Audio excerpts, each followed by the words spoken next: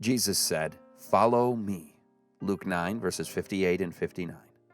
The fall of our first parents broke the golden chain of implicit obedience of the human will to the divine.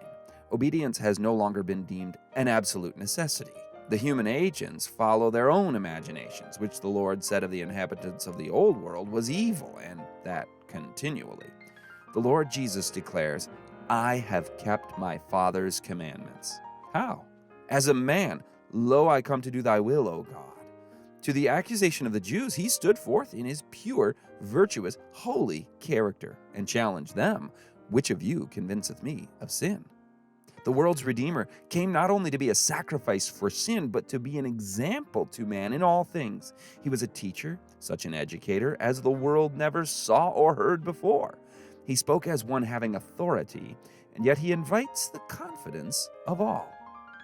The only begotten Son of the infinite God has, by his word, his practical example, left us a plain pattern which we are to copy. By his words he has educated us to obey God, and by his own practice he has showed us how we can obey God.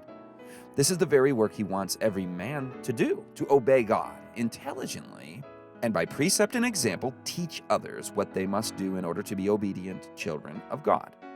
Jesus has helped the whole world to an intelligent knowledge of his divine mission and work. He came to represent the character of the Father to our world. And as we study the life, the words, and the works of Jesus Christ, we are helped in every way in the education of obedience to God. And as we copy the example he has given us, we are living epistles, known and read of all men. We are the living human agencies to represent in character Jesus Christ to the world. Not only did Christ give explicit rules showing how we may become obedient children, but he showed us in his own life and character just how to do those things which are right and acceptable with God, so that there is no excuse why we should not do those things which are pleasing in his sight.